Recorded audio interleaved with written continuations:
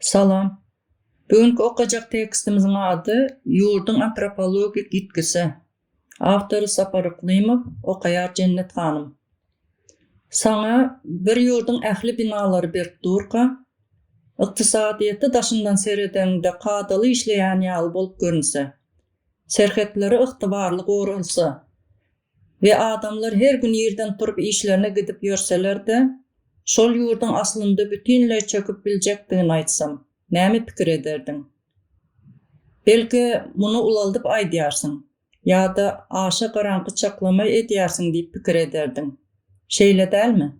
Sebäbi biz adatça bir döwletiň ýa-da jemgyýetiň ýykylmagy hakynda pikir edenmizde gözüňize derre şowhunly sahnalar gelýär. Uruşlar, köçelerdäki köpçüliklerin protestler, aş inflasiýa sebäpli bir halta pul bilen bir çörek satyn alynýan şol meşhur qara ak suratlar. Kysgaça aýdanynda biz hemişe habar başlyklaryndaki uly sarsgynlary gözleýäris. Emma şu gün elimizdäki resminama şol tanış görkezjileri bir gapdaly goýmagy teklip edýär.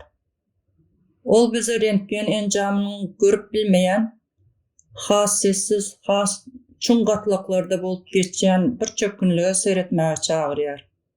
Bu kameralaryň surata düşürüp bilmeýän çöküşidir. Dünýäni has gowy düşünmäge umtylýan hormatly dinleýiji. Şu gün seniň bilen bilelikde ören ýetgeşip, hatda biraz ürküzüji çeşmäniň içine aralaşýarys. Bu ýerde adaty habar ýazgysy ýok. Resminamanyň üstünde Exlar International Korporativ Ýat Birliginiň arxiw ulgamy diýen möhür ýerleşýär. Şol möhürüň aşagynda bolsa, Sapar Iqlim tarapyndan ýazylan Daşyndan seredeninde roman bölegine meňzeýän, emma aslynda ören sowukkanly seljer ýazgysy ýerleşýär. Onuň ady hem awtoryň näme diýmek isleýändigini başdan aýak aýdyn aýdýar. Olar diňe ýurdu ellerinden almadylar. Şu ýazgyny aýratyn edýän zat näme? Sebäbi awtoryň üns merkezinde Türkmenistandyr. Emma bu tekst halkara gatnaşyklary boýunça ýazylan adatly gurak hasabatlardan düýbinden tapawatlanýar. Awtor awtoritarizm, korrupsiýa ýa-da tebii baýlyklara dayanýan siýasat ýaly adaty düşünjeleriň çäginden çykýar. Ol has çuňur adam tebigatyna degişli pikir öňe sürýär. Ine şu ýerde esasy düşünje peýda bolýar. Tekstiň dowamında awtor hemişe bir düşünjeye gaýdyp gelýär. Antropologik gitki. Awtoryň pikirine görä, siýasy ýapyklyk we ulgamlaýyn çäklendirmeler adamlaryň diňe gapçyklaryny, pasportlaryny ýa-da saýlaw hukuklaryny nyşana almaýar. Olar göni adamyň ahlak sütünlerine zarba urýar. Bu ören güýçli we jedelli pikir. Dogrusyny aýtsaň, ilkinji gezek eşideninde bu diňe diktatorlyk ýa-da korrupsiýa diýen düşünjeleri has çylşyrymly sözler bilen beýan etmek ýaly bolup görünip biler. Näme üçin para alýan işgärleri ýa-da senzur edýän döwleti suratlandyrmak üçin şeýle çoň adamyň barlygyna hüjüm edýän terminleri ulanaly diýen soragy döredýär. Bu şüphe düşünüplidir. Sebäbi ilkinji garaýşda bu diňe söz oýnaýal bolup görünýär. Emma awtoryň antropologik gitki diýip göz öňünde tutýan zady ulgamyň çüýremegi däl. Ol şol ulgamyň içinde ýaşaýan adam bolup galmak endiklerini gitmegidir. Antropologik gitki näme aňladýar? Gelin muny has ýöneki mysal bilen düşündireliň. Korrupsiýa diýilen zat adatça bir ulgamyň içindäki näsazlykdyr. Mysal üçin kimdir berip para berýär, ýeşini bitirýär. Ýöne akşam öýüne baranda goňşusy bilen gatnaşygy, zähmete bolan ynamy ýa-da çağalaryny öwredýän dogry düzgünleri üýtgemeýär. Ýani ahlak guruluşy henizem saklanyp galýar. Emma antropologik gitki başga zatdyr. Bu ýagdaýda näsazlyk ulgamyň özüne öwrülýär. Adamların durmuşa, biri-birine zahmete ve geleceğe olan qarayışları öýjük derejesinde üýtgäp başlaýar. Sapar ikliminiň esasy pikirine göre, bir jemgyýet ykdysadyýety pese gaçanda ýykylmaýar. Jemgyýet zähmetiň mertebe bilen, ýagşylygyň hormat bilen, bilimiň geljek bilen hukuga bolsa adalet bilen ara baglanyşygy üzülende çökmäge başlaýar. Sebäbi hiç şu görünmeýän baglanyşyklar adamlary ýöneke mehelle däldi, bir millet edýär. Bu ýagdaý lukmançylykdaky autoimmun kesellerini ýada salýar. Adaty ýagdaýda bedeniň gora ulgamy daşarky wiruslary we hoplara garşy göreşmek üçin döredilendir. Emma autoimmun keselde bedeniň özüniň sagdyn öýjüklerini duşman hökmünde kabul edip, olara garşy göreşip başlaýar. Awtoryň suratlandyrýan jemgyýetinde hem ýagdaý şonuň ýalydyr. Ulgam daşarky hoplara däldi, öz içindäki sagdyn güýçlere garşy göreşýär. Dogruçul işleýän, başlangyç görkezýän, başarnykly we münasip adamlar goldanylýan güýç däldi, hop hökmünde kabul edilýär. Korrupsiýa bolsa virus hökmünde ýok edilmeň ýerine tersine imitlendirilýär we ulaldyrylýar. Şonuň üçin hem daşyndan seredeninde hemme zat kadal ýal görünýär. Adamlar gezýär, işler dowam edýär, döwlet hem durnukly ýal görünýär. Emma içki guruluş eýem çökmäge başlapdyr. Bu ýagdaý daşyndan berk görünýän, ýöne içindäki dayanç sütünleri, su geçirilçileri we elektrik ulgamy çüýräp giden bir öýe meňzeýär. Şol öýüň içinde henizem ýaşap bolýar. Ýöne ol indi öý bolmagyny besedip, diňe pena berýän bina öwrülipdir. Sebäbi öý bilen diňe başpena bolýan jaýyň arasynda ägirt ulut tapawut bar. Başpena adamy ýagyşdan we sowukdan goraýar. Emma öý adamyň öz geljegine göz öňüne getirip bilýän, degişli bolandygyny duýan we düzgünleriň adalatlylygyna ynanýan ýeridir. Şonuň üçin awtor şeýle diýär: "Iň agyr ýitki adamyň öz toprağynda ýaşap, şol ýeri indi öz geljegi hökmünde duýmazlygydyr. Bu adamyň fiziki taýdan sürgün edilmeginiň hem has agyr ýagdaý bolup biler. Sebäbi adam öýünde otyr, köçelerine seredýär. Ýöne şol ýurt eýäm onuň aňyndan, arzularyndan we geljek baradaky meýillerinden çykyp gidipdir. Şu ýerde möhüm soragy döreýär. Eger ulgam şeýle derejede çüýräp başlan bolsa, nädip ol henizem dowam edip bilýär? Näme üçin şeýle jemgyýet birdenke öz üstüne ýykylmaýar? Näme üçin ahlak sütünleri gowşan döwlet henizem dolandyryp bilýär? Şu soragyň jogabyny tapmak üçin diňe filosofik pikirler ýeterlik däl. Gündelik durmuşda hakykaty görkezýän maglumatlara seretmek gerek. Şonuň üçin awtor türli halkara gözegçilik guramalarynyň maglumatlaryna ýüzlenýär. Sessiz çöpkünlüğün sanlar arkaly görünýän ýüzi. Eger ahlak sütünleri şeýle derejede çüýrän bolsa, döwlet nädip henizem dik durup bilýär diýen soraga jogap gözlemek üçin awtor türli halkara guramalarynyň hasawatlaryna ýüzlenýär. Sebäbi filosofik pikirler bir tarapy görkezse, sanlar we faktlar beýleki tarapyny görkezýär. Ilkinji misallaryň biri Freedom House guramasynyň 2025-nji ýyldaky hasawatydyr. Şol hasawatda Türkmenistana 100den bary ýogy bir bal berilýär. Bu diňe saýlawlaryň kämil däldigini aňlatmaýar. Bu diýenimiz garaşsyz gazetler erkin okap bilmezlik, siyasi hukuklaryň ören çäklendirilmegi, insan azatlyklarynyň iň pes derejäge düşmegi, parahaçylykly garşylyk görkezmegiň hem mümkin bolmazlygy ýaly ýagdaýlary aňladýar. Başgaça aýdylanda, dünýä ölçeginde iň ýapyk we azat bolmadyk kategoriýalaryň biri. Soňky mysal, Bertelsmann transformasyon indeks hasabatıdır. Bu hasabat diňe aýratyn para alma hadisalaryndan däl. Esim ulgamyň ähli gatlaklaryna aralaşan ulgamlaýan korrupsiýadan söz açýar. Bilimden başlap saglygy goraýşy, gümrükden gazet ulgamyna çenli dürli budaklarda şol meseleleriň bardygyny görkezýär. Ýöne hasabatyň iň täsirli netijesi başga ýerde. Ol, ulgam korrupsiýa garamazdan işlemeýär. Tersine, korrupsiýanyň üstünde gurulandygy üçin işleýär, diýen pikir öňe sürýär. Başgaça aýdylanda, korrupsiýa diňe bir kemçilik däl. Ol ulgamyň hereketlendiriji güýjüne öwrülýär.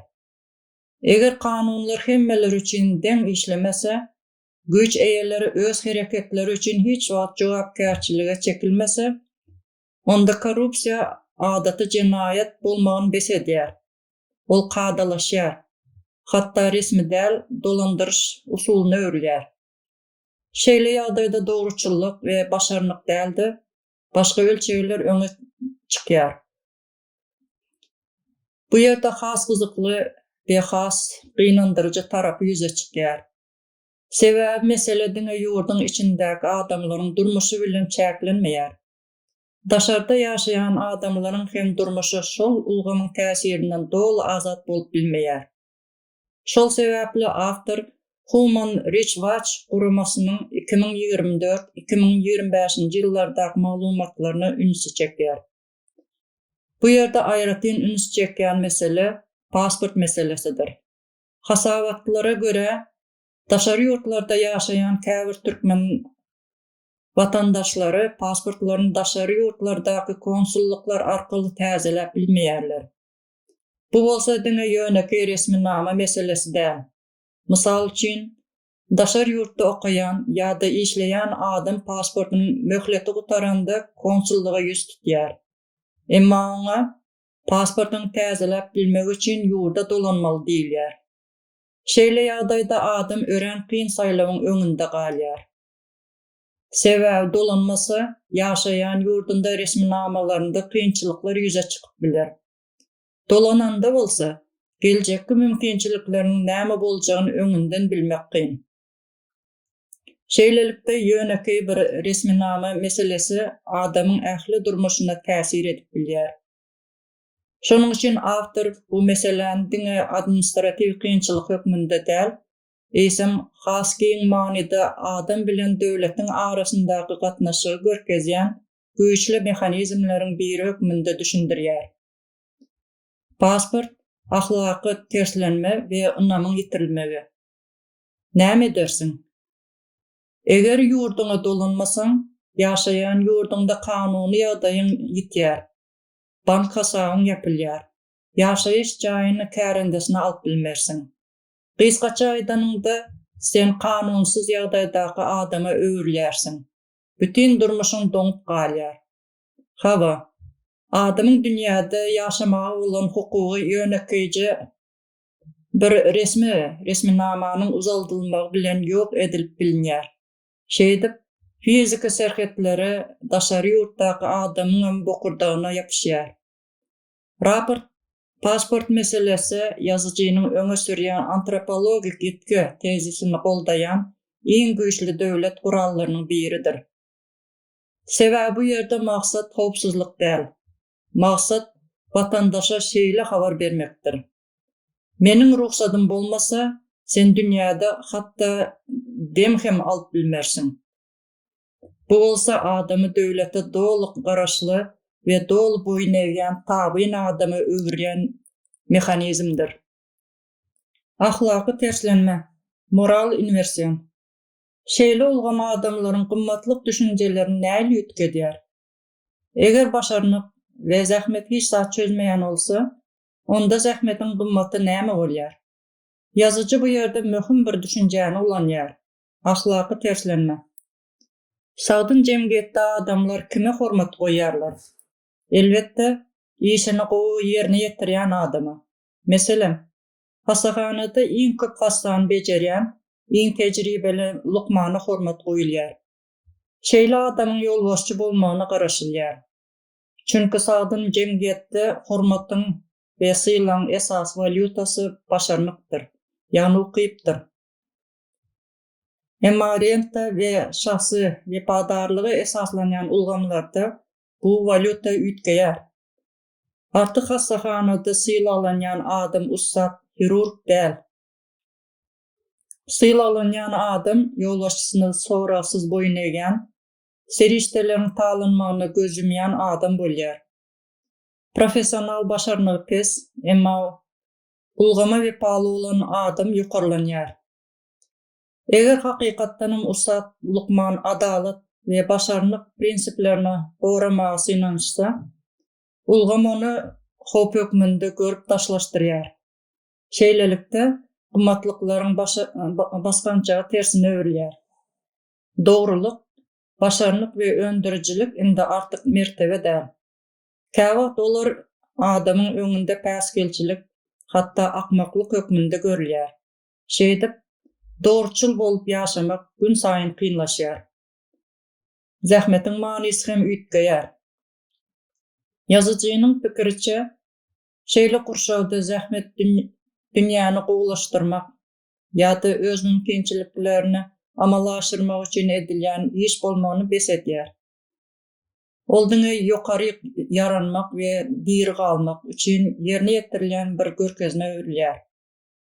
Adamlaryndy bir zat öndürmeýärler. Olar diňe ulgama uýgunlaşýarlar. Diňe ýagdaýy dolandyrýarlar.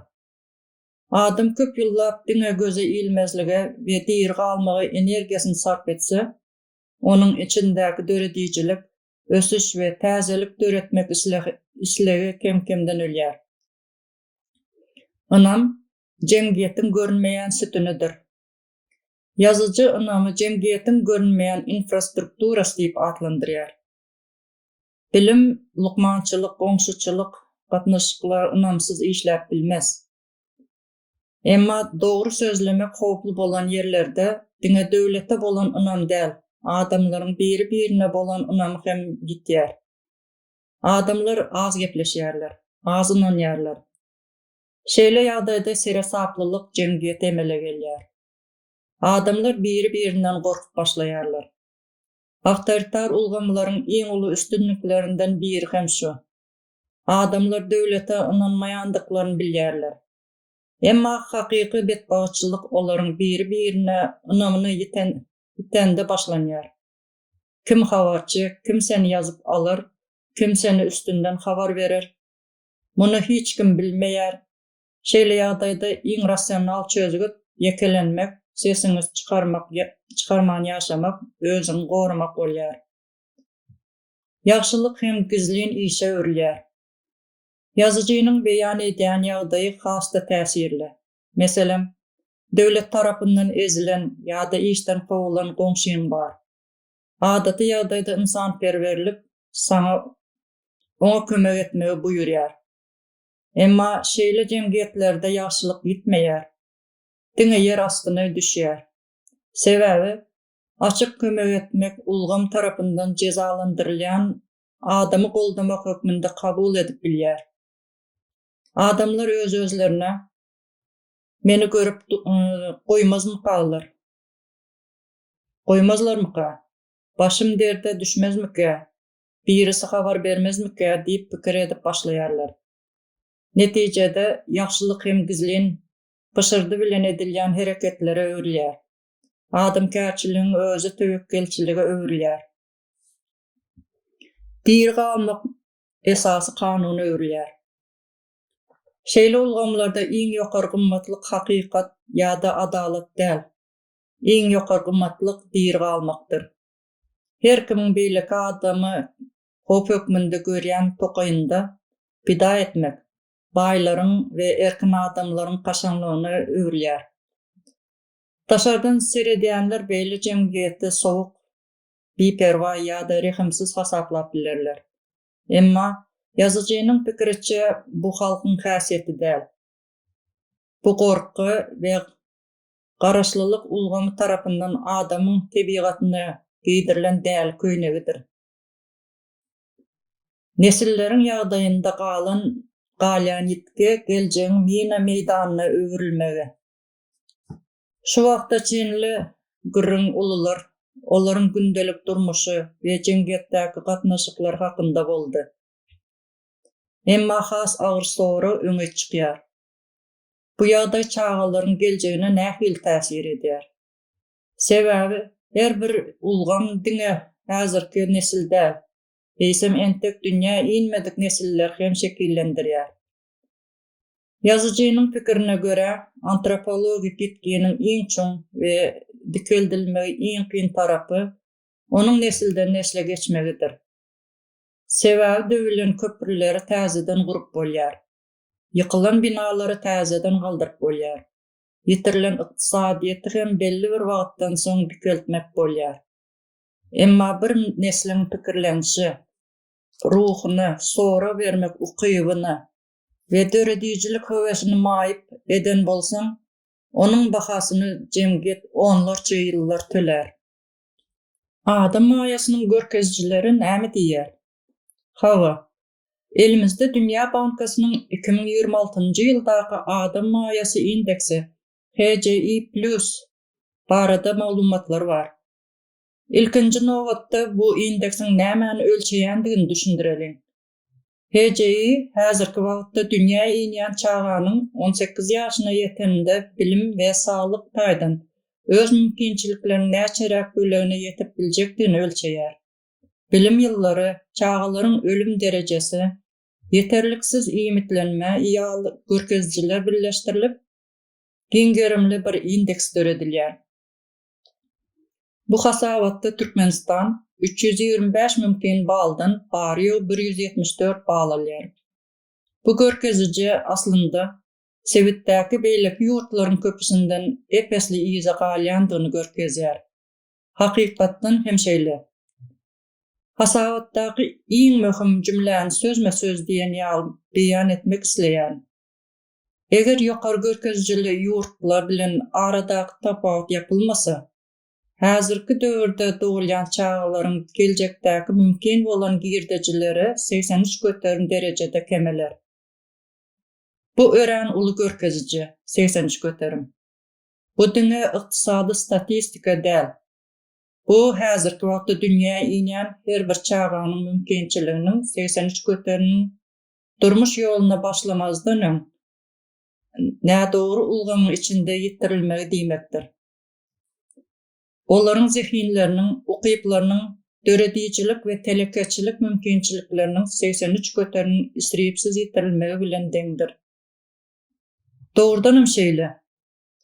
Emma şeýle ýagdaýda enatalar näme diýär? Bu maglumatlar diňe ykdysady ýetkileri däl. Eýsem medeni mirasyň nesilden nesle geçirilmeginiň meselesini hem gün tertibine getirýär.